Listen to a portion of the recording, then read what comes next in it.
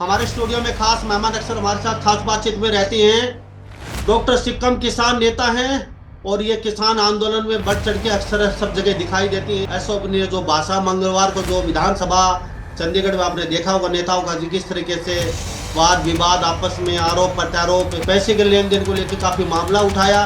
तो सिक्कम कई विषयों पे बातचीत करेंगे डॉक्टर साहब। हमारे लिए दुर्भाग्य की बात है कि हमने ऐसे ऐसे लोगों को वोटिंग करके विधानसभा के अंदर भेजा। हम लोग सुबह से शाम तक टैक्स देते हैं, उस टैक्स से विधानसभा चलती है। वहां रोजगार की बात होनी चाहिए, वहां शिक्षा की बात होनी चाहिए, वहां सुरक्षा की बात होनी चाहिए, पर वहां बात क्या हो रही है? गोबर। इन लोगों ने पूरे विश्व स्तर पे हमारी ये कह सकते हैं कि माटी पलीत कराई है कि गोबर खाना कोई बड़ी बात है। अरे इन लोगों को इतना ही सेंस नहीं है कि विधानसभा किस लिए बनाई गई है। जिन लोगों ने ऐसी घटिया हरकत विधानसभा के अंदर की है, हमारे टैक्स के पैसों का दुरुपयोग किया है, उन लोगों को सदन से बाहर कर देना चाहिए। नमस्कार, स्वागत आपका हरियाणा न्यूज 24 पे। मैं हूं मुन्ना लांबा। हमारे स्टूडियो में खास मेहमान अक्सर हमारे साथ खास बातचीत में रहती हैं। डॉक्टर सिक्कम किसान नेता हैं और ये किसान आंदोलन में बढ़ चढ़ के अक्सर सब जगह दिखाई देती हैं, चाहे वो बड़ा किसान आंदोलन जो 13 महीने चला या फिर छोटा हो या फिर चिंगू बॉर्डर हो, जहां भी हो। आज मुद्दा भी काफी बड़ा है और गंभीर भी है, क्योंकि कंडेला खाप के प्रधान ओम प्रकाश, माजरा खाप, कई प्रधानों ने भी ऐसा अपनी जो भाषा मंगलवार को जो विधानसभा चंडीगढ़ में आपने देखा होगा नेताओं का किस तरीके से वाद विवाद आपस में आरोप प्रत्यारोप, और कांग्रेस ने इस मौके को कैच किया और उन्होंने भी निंदनीय प्रस्ताव लाने की मांग की। पैसे के लेन देन को लेकर काफी मामला उठाया। तो सिक्कम कई विषयों पे बातचीत करेंगे डॉक्टर साहब। डॉक्टर साहब का बहुत बहुत स्वागत है हरियाणा न्यूज 24 पे। बहुत बहुत शुक्रिया सर। डॉक्टर सिक्कम क्या कहेंगे? मुद्दा काफी बड़ा है। अभी तो बरवाला में सरपंच एसोसिएशन ने कल दादा का रामकुमार गौतम के पक्ष में पुतला फूका है अरविंद शर्मा के खिलाफ। कई सरपंचों ने इकट्ठा होके और खापे भी कहीं की यहाँ पे मैदान में उतर रही हैं कि भाई पहले ही लिव रिलेशनशिप वगैरह जैसे इतने गंदे गंदे कानून आ गए हैं, समाज का ताना बाना खराब हो रहा है, इससे प्रधानों ने कहा है। और ऊपर से नेता युवा पीढ़ी को बिगाड़ रहे हैं, ताना बाना खराब कर रहे हैं। डॉक्टर सिक्कम क्या कहेंगे इस मुद्दे को लेकर? मुद्दा काफी बड़ा गंभीर है। नहीं, सबसे बड़ी बात तो ये है कि हमारे लिए दुर्भाग्य की बात है कि हमने ऐसे ऐसे लोगों को वोटिंग करके विधानसभा के अंदर भेजा। सबसे पहले तो जो जिस भी इलाके से ये मंत्री एमएलए आते हैं, इन लोगों का यहाँ पर सामाजिक बहिष्कार करना चाहिए, क्योंकि बहुत सा जो आप लोग और हम लोग सुबह से शाम तक टैक्स देते हैं, उस टैक्स से विधानसभा चलती है। वहां रोजगार की बात होनी चाहिए, वहां शिक्षा की बात होनी चाहिए, वहां सुरक्षा की बात होनी चाहिए, पर वहां बात क्या हो रही है? गोबर। समझ में नहीं आती। हमारा जो हरियाणा है, यहाँ दूध दही का खाना है, और इन लोगों ने पूरे विश्व स्तर पे हमारी ये कह सकते हैं कि माटी पलीत कराई है कि गोबर खाना कोई बड़ी बात है। अरे इन लोगों को इतना ही सेंस नहीं है कि विधानसभा किस लिए बनाई गई है। विधानसभा के अंदर यदि गोबर जैसे शब्दों का इस्तेमाल होता है तो ये अति निंदनीय है। और दूसरी बात सोचने की ये बात है, वो दूसरा आरोप लगा रहे हैं कि आप तो कह रहे हैं भी ये पेट्रोल पंप के लिए पैसे लेते थे। जब एमएलए और एक मंत्री के ऊपर इल्जाम लगा रहे हैं, कहीं ना कहीं सच्चाई है। और देखो, दोनों बिना एक ही सच्चाई पार्टी कोई के नहीं। हैं। डॉक्टर सिक्कम दोनों नेता एक ही पार्टी के हैं। यही तो समस्या है। यदि ये दूसरी पार्टी के होते तो अब तक सदन से बाहर, विधानसभा से बाहर होते और बहुत बड़े प्रोपगंडे रचे होते। पर बात ये है कि दोनों एक ही ग्रुप के हैं, दोनों एक दूसरे के ऊपर कीचड़ उछाल रहे हैं। और जो बीजेपी है वो मूक दर्शक है, चुप बैठी है। आप ये देखो हमारा हरियाणा के क्या हालात है, कितना हमारे ऊपर कर्जा विदेशों का हो चुका है। यहाँ रोजगार की कोई नीति नहीं है, लगातार हर रोज बेटियों का शोषण हो रहा है। आप लोगों को पता है कि हरियाणा का एक ज्वलंत मुद्दा है एमएसपी। किसान है जो ओलावृष्टि से लगातार त्रस्त है, पर ये लोग ना किसी बुढ़ापा पेंशन कट गई है, आधार कार्ड की समस्या है, इन चीजों से छोड़ के ये गोबर और एक दूसरे पे इल्जाम लगा रहे हैं। तो हम इसकी कड़े शब्दों में निंदा करते हैं। और आने वाले टाइम में हम चाहेंगे कि जिस इलाके से भी ये आते हैं, वहां के इलाके के लोग इन लोगों का सामाजिक बहिष्कार करें, खासकर खापे, क्योंकि खापों से बढ़ के ऊपर में एमपी एमएलए नहीं है, क्योंकि एमपी एमएलए को बनाने वाली खापे और आम लोग, आम जनता है। पर जिस तरह इन लोगों ने विधानसभा का एक किस्म से ये कह सकते हैं कि मतलब गलत इस्तेमाल करा है, तो इससे वो अच्छी हरकत हरियाणा के अंदर नहीं हो सकती। विधानसभा का बिल्कुल सत्यानाश कर दिया इन लोगों ने। डॉक्टर सिक्कम, ओम प्रकाश कंडेला जी, खाप के प्रधान ने कहा कि 1 मिनट का लाखों रुपए खर्च होता है विधानसभा पे। बिल्कुल होता है। और वो हाँ, जो समय होता है जनता की सेवा, जनता की मांगे उठाने का, और वो गोबर और बिल्कुल बिल्कुल। जलेबी पे अटक गया जाके, ऐसी ऐसी चीजों के ऊपर जिनका कोई लेना देना नहीं है जनता से, समाज से। आज जनता, उन्होंने कहा, त्रस्त है ओलावृष्टि का। अब तक कोई गिरदावरी नहीं हुई, उन्होंने प्रधान जी ने कहा। और साथ साथ पहले के जो पैसे वो अटके पड़े, वो नहीं मिले हैं। किसान प्रदर्शन कर जी जी। रहे हैं, मजदूर, रोजगार नहीं मिल रहा है। तो प्रधान ने कई चीजें कही हैं, तो इसको लेके जो स्थानीय जो विधायक है, जनता के प्रतिनिधि चुन के भेजे हैं विधानसभा में, उन लोगों को इस तरीके की भाषा का प्रयोग नहीं करना चाहिए, अपने जनता के मुद्दे उठाने चाहिए। तो क्या कहेंगे इसको लेके आप? नहीं, सबसे बड़ी बात है, ये तो हम भी कहते हैं कि हम सुबह चाय पीने से लेके पानी तक हर चीज पे टैक्स है। हमारे साथ तो ऐसे हालात हैं कि यदि मर भी जाए तो हमारे कफन के ऊपर भी टैक्स लगा दिया। और आपने देखा होगा कि आने वाले टाइम में हरियाणा के अंदर भी ऐसी स्थिति आनी है। दिल्ली के अंदर आप लोगों ने देखा होगा कि जो पार्क है, पार्क के अंदर घूमने के लिए भी आपको शुल्क देना पड़ेगा। हम किस तरफ जा रहे हैं भाई?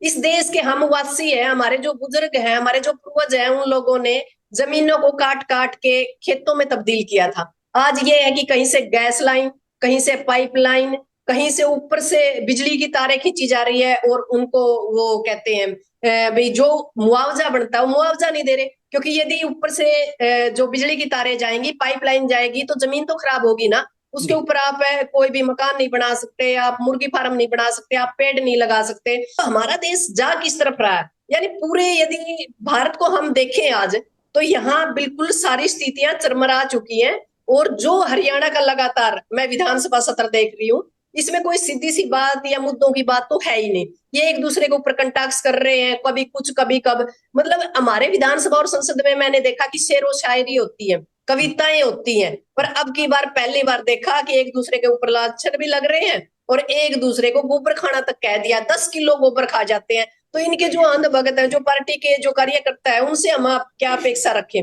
मतलब जो देश के अंदर है, बिल्कुल एक ऐसी स्थिति बना दी है। कभी आपको कुंभ में उलझा के रख देते हैं, कभी आईपीएल में उलझा के रख देते हैं, कभी आपको गोबर में उलझा के रख देते हैं। जो बेसिक मुद्दे हैं, बेसिक मुद्दों के ऊपर ना ये सरकार काम कर रही है, ना हमारे चुने हुए जो हमने विधायक भेजे हैं वो इसके ऊपर कोई संज्ञान ले रहे। मैं तो एक ही बात कहती हूँ कि जिन लोगों ने ऐसी घटिया हरकत विधानसभा के अंदर की है, हमारे टैक्स के पैसों का दुरुपयोग किया है, उन लोगों को सदन से बाहर कर देना चाहिए। अब की बार तो बिल्कुल उनको अंदर ही घुसने नहीं देना चाहिए, ताकि उन लोगों को ये लगे कि आपने यदि गलत हरकत यहाँ की तो आपको फिर सदन से बाहर जाना पड़ेगा। जी। डॉक्टर सिक्कम, मुद्दा जी विधानसभा का था, क्योंकि इनको जी मंत्र बोलते हैं हम उसमें। तो इस तरीके की भाषा का जी प्रयोग नहीं होना चाहिए, डॉक्टर सिक्कम ने कहा है, क्योंकि पूरा भारत देखता है, हमारी युवा पीढ़ी देखती है, जो हमारे नेता जीत के जाते हैं टैक्स के पैसे से, हर मिनट का लाखों रुपए वहां खर्च हो रहा है। वहां पे डॉक्टर सिक्कम ने कहा कि खून पीसने की गाढ़ी कमाई शेरो शायरी कविता और गोबर और जलेबी के अंदर ही वो पूरी कर रहे हैं। तो कौन से नेता हैं? नेताओं को भी सोचना पड़ेगा, समझना पड़ेगा।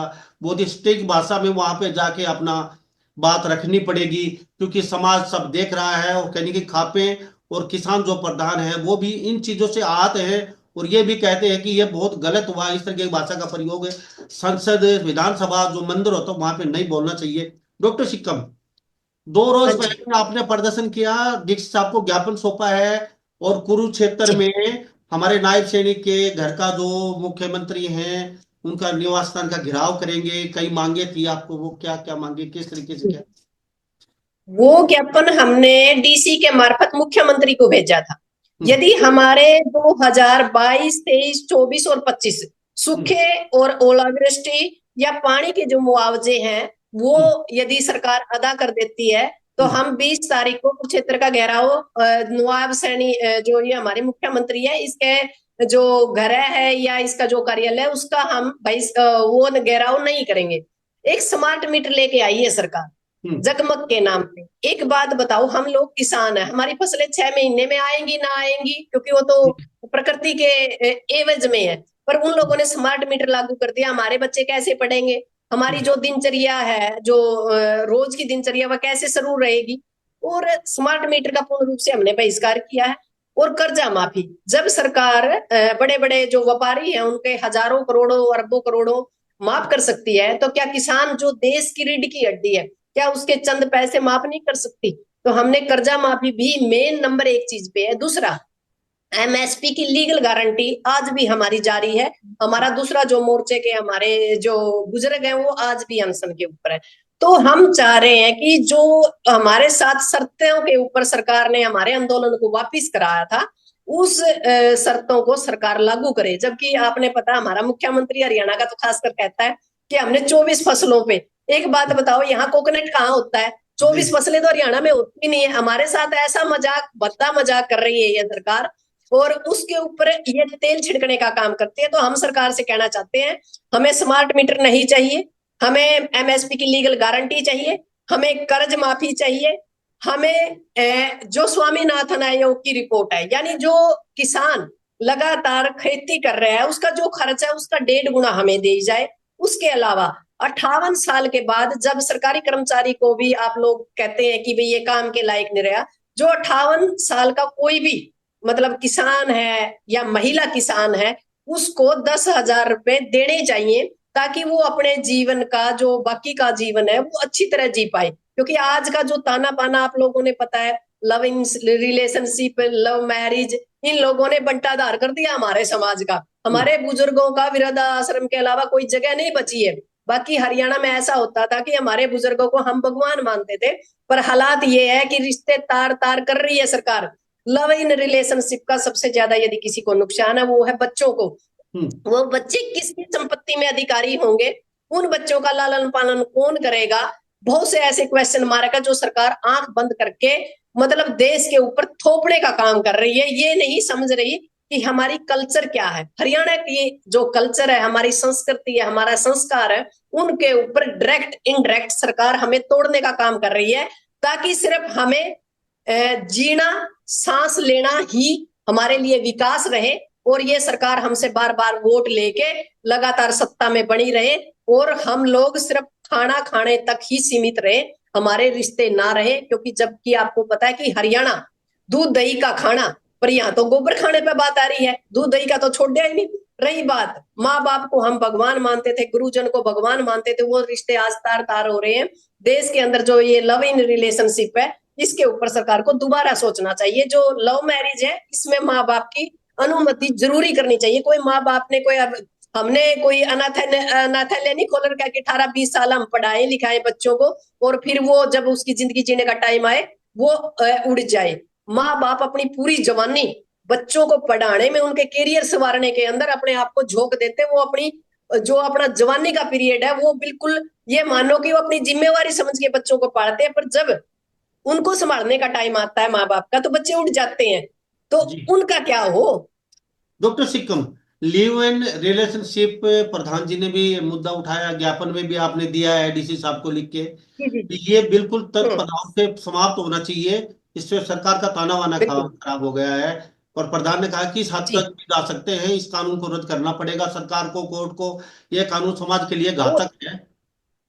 एक बीमारी और नई आई है जी। जी। क्योंकि आपको पता है कि मैं बिनान खाप की बेटी हूँ, हम्म, नैन हूँ। तो वहां हमारी मीटिंग थी कई दिन पहला। समलैंगिकता, जो विदेशों का कल्चर था, जो काम जानवर भी करना पसंद नहीं करते, हमारे अंदर बड़ा मतलब एक जल्दी से मतलब एक वायरस की तरह हरियाणा में ये फैलनी शुरू हो गई है। तो हम्म, इसको हम बनियान खाप ने तो इसका पूर्ण रूप से बहिष्कार कर दिया, सामाजिक बहिष्कार भी होगा उसका। पर मैं चाहती हूँ कि और खापे भी इस चीज को रोके। क्योंकि एक बात बताओ, हमारे हरियाणा में तो वैसे ही जो लिंग की एक दूसरी जो लिंग अब की है वो काफी अंतर है। ज्यादातर आपने पता कम रहती है, हाँ, बहुत कम है। ज्यादा। और हाँ। ऊपर से, हाँ, तो ये ऊपर से समलैंगिकता वगैरह जैसे जो कानून सरकार लेके आई है, अरे ये जाहिर क्या करना चाहती है। जो यूएसए जैसे देश है उन लोगों ने तो बंद कर दिया, पर हमारे देश में चालू है। क्योंकि इसका एक कारण है ईवीएम। जो ईवीएम है, ईवीएम के अंदर इस सरकार की सांसें हैं। जब तक ये ईवीएम बंद नहीं होगा, विपक्ष इसको पूर्ण रूप से मुद्दा बना के इसको पूर्ण रूप से बंद नहीं करेगा, तब तक ये लोग हमारे जो लोकल मुद्दे हैं हमारी जो जनता की समस्या है उनको विधानसभा और संसद में नहीं उठाएंगे, क्योंकि इन्होंने पता है कि ईवीएम से आप लोगों ने जीत जाना है। डॉक्टर सिक्कम, आपने विपक्ष की बात की। जी। आपको लगता है विपक्ष कहीं है फिलहाल? विपक्ष का काम खापे या किसान यूनियनें कर रही हैं? क्या लगता है आपको?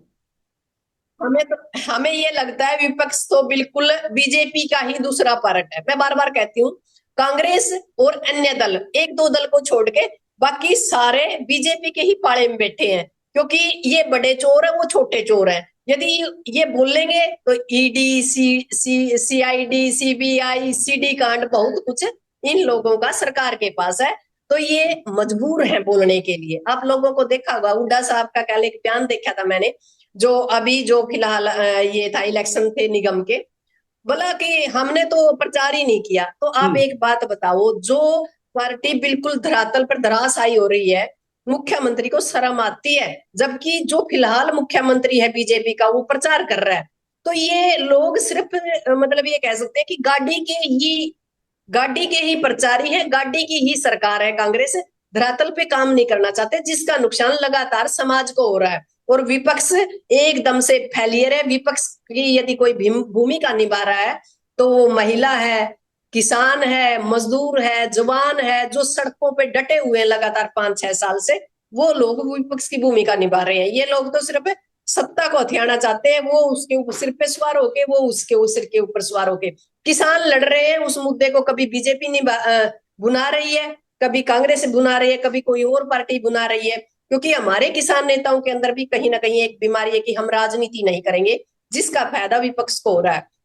यदि हमने, जब हमें पता है कि किसी इंसान की कमजोरी क्या है, उसके ऊपर वार नहीं करेंगे, वो तब तक हमारी नहीं सुनेगा। इनकी कमजोरी है कुर्सी। जिस दिन हमने कुर्सी की तरफ रुख कर लिया, ये हमें एमएसपी की गारंटी भी देंगे, सारी चीजें देने के लिए तैयार होंगे, क्योंकि इनको पता चल जाएगा कि इन लोगों को पता चल गया सर छोटू राम की तरह कि ताकत कलम में है। जब तक कलम की ताकत हमारे पास नहीं होगी, हम कुछ नहीं कर पाएंगे, क्योंकि ना हमारे पास सामाजिक कोई नेता बचा है, ना कोई राजनीतिक मुद्दा, राजनीतिक नेता हमारे पास बचा है। सभी की सभी, खासकर जो मेन कम्युनिटी से आते हैं, उनको फुड्डे लाइन कर दिया बीजेपी ने भी, अपनी पार्टी से भी। जी। डॉक्टर सिक्कम, जो हमारे नेता है, जो कांग्रेस या पक्ष या विपक्ष कोई भी हो आज तक, वो जीतने से पहले दावे बड़े बड़े करते हैं, वादे बड़े बड़े करते हैं। जीतने के बाद आपने कई मुद्दे उठाए, किसानों का मुद्दा उठाया, फसल का, ओलावृष्टि का, लिवरशिप, लव मैरिज। ये वहां विधानसभा में खड़े होकर क्यों नहीं बोल पाते? क्या वजह है? पहली बात तो चूक हो रही है कि जो आम जनता है, उन लोगों को यही नहीं पता कि किन लोगों को वोट देने हैं। हम्म। वोटिंग गलत बंदे के ऊपर हो रही है। आपने देखा होगा इलाहाबाद का, मैंने एक एमएलए को देखा था बोलते हुए। हम्म। मैंने उसका पूरा भाषण, मतलब उसका व्यक्तित्व जो था वो दे रहा था, मैं सुन रही थी। मुझे यही नहीं समझ में आया कि पानी मांग रहा है कि बंद कर रहा है। मतलब विधानसभा के अंदर भेजने से पहले कम से कम उसकी पर्सनैलिटी होनी चाहिए, उसकी वाक बोलने की ताकत होनी चाहिए, जो हमारे मुद्दों को वहां जाके रखेगा। कम से कम उस इंसान की आवाज में तो दम होना चाहिए। आप वो देखो, इलाहाबाद का जो एमएलए है, मुझे तो शर्म आती है कि ऐसे ऐसे लोगों को विधानसभा के अंदर भेज रहे हैं लोग। उन लोगों को यही नहीं पता वो कहना क्या चाहता है। मुझे नहीं समझ में आया क्या कहना चाहता था वो। तो हमारा वोटिंग करने का टाइम होता है, उस टाइम हम जाति में, धर्म में, क्षेत्रवाद में, भाईवाद के अंदर हम बंट के गलत वोटिंग करते हैं। रही हुई जो कसर हम मान सकते हैं, वो ईवीएम पूरी कर देती है। ठीक है तो डॉक्टर सिक्कम, हमारी वोट चलता है। अब मुझे इतना बताइए, अब तीसरे दौर की वार्ता किसानों की एमएसपी के लिए चलेगी, तो क्या लगता है 19 तारीख सरकार को मूड में है? गारंटी मिल जाएगी या फिर क्या लगता है आपको? क्या करने वाले हो आप लोग फिर? मुझे ये लगता है कि तारीख पे तारीख मिलेगी, समाधान कुछ नहीं होना। क्योंकि जब 750 किसानों की शहादत के बाद, लगातार 13 महीने खून पसीने के बाद भी सरकार ने हमारी शर्तें नहीं मानी, तो हम्म। मुझे नहीं लगता कि कुछ होने वाला है। ये तारीख पे तारीख देने का काम कर रहे हैं। इसके अंदर एक और सरकार की राजनीति है, वो एक एक इंसान को तोड़ रहा है, किसान लीडरों को हम्म। झंडे के साथ उसका कैमिनेशन कर रहा है पार्टियों के साथ। दूसरा, एक मोर्चा दूसरे मोर्चे को कमजोर करने की कोशिश कर रहा है। उन दोनों को आपस में उलझा दिया गया है। वो जो सरकार के साथ बातचीत यदि हमारे 40 नेता करते तो कोई समाधान होता, क्योंकि आंदोलन तो 40 नेताओं के शीर्ष नेतृत्व के अंडर ही लड़ा गया था। यदि वहां अब नेता 5 या 10 मतलब वो करेंगे, तो फिर आपने पीछे देखा होगा गुरु नानक का भी एक बयान आया था कि हम एमएसपी पे इतने से कम पे नहीं मानेंगे, इतने पे नहीं मानेंगे। कहीं ना कहीं इन किसान नेताओं के ही एक दूसरे से सींग उड़ जाएगी ये सरकार। इन्होंने देना कुछ नहीं है, सनी देओल की तरह तारीख पे तारीख देंगे। और ये हमारी जो ताकत है, पैसे की ताकत है, हमारी जो ऊर्जा है, जो हमारे काम करने का टाइम है, हमारी जो ताकत और पैसे का गलत मिसयूज कर रही है। यदि हम इतनी ही ताकत के साथ विधानसभा और संसद की तरफ यदि हम रुख करें, तो इन किसान नेताओं की हमें जो ये राजनेता हमें जरूरत ही नहीं। घर की बहिर काका लिखनी, हम लिख लेंगे कानून।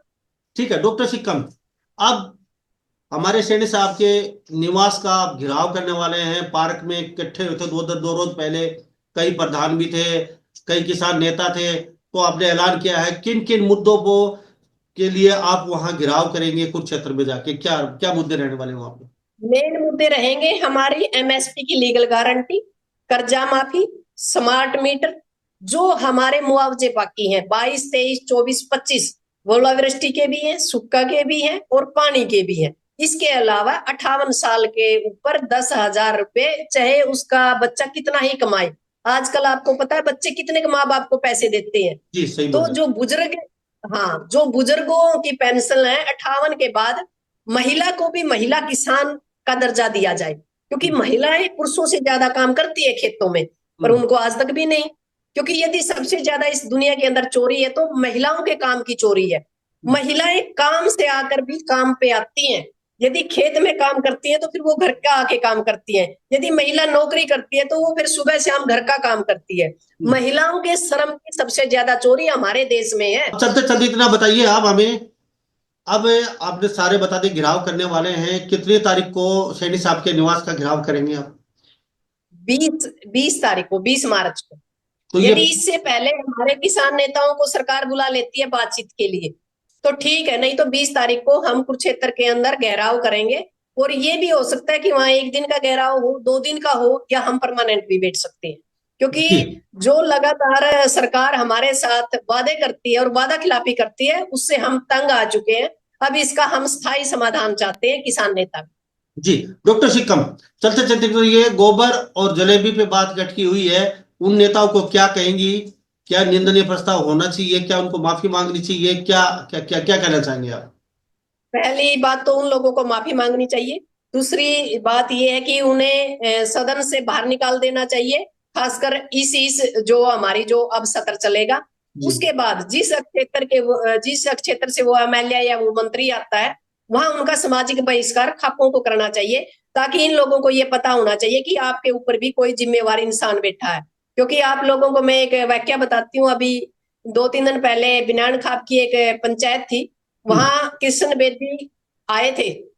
तो कृष्ण बेदी को ये कह दिया गया कि अपना मंत्री पद चबूतरे से बाहर छोड़ के आइए, यहाँ आप सिर्फ एक खाप के मेंबर हैं और खाप मेंबर की तरह बैठिए। वहां कृष्ण बेदी भी, सिक्किम भी और जोगिंदर नैन भी, या जो भी लोग थे उस इलाके के जो थे, वो सिर्फ एक नॉर्मल इंसान थे। वहां रघुवीर नैन ही वहां का प्रधान था, उसका ही आल दा आल सारा मामला था। जो फैसले लेने थे उस कमेटी ने लेने थे, उस प्रधान ने। तो हमें खप्पों को इतना मजबूत करना पड़ेगा कि वहां आके नतमस्तक हो, चाहे देश का प्रधानमंत्री हो चाहे मुख्यमंत्री हो। क्योंकि हमारा जो हरियाणा है खेड़ा खाप और खेत के ऊपर डिपेंड है। इन मंदिर मस्जिदों के रंग भेद में हमें इन चीजों से दूर होना पड़ेगा, मंदिर मस्जिदों से। जी क्योंकि आप एक बात देख, होली भी आज ही है और जुम्मा भी आज है। खुद भगवान या प्रकृति भी ये चाहती है कि भाईचारा बना रहे। जी सरकार चाहती है कि भाईचारा खत्म किया जाए। जी डॉक्टर सिक्कम, बहुत बहुत धन्यवाद, आपका कीमती समय लिया, हमारे हरियाणा न्यूज 24 पे आए और हमारे साथ बातचीत की आपने, और आपका बहुत बहुत धन्यवाद दिल से। तो हमारे साथ ये डॉक्टर सिक्कम खास बातचीत में जुड़ी हुई थे, किसान नेता। तो इन्हीं सब बातों के साथ मैं मुन्ना लंबा, हरियाणा न्यूज 24। नमस्कार, जय हिंद।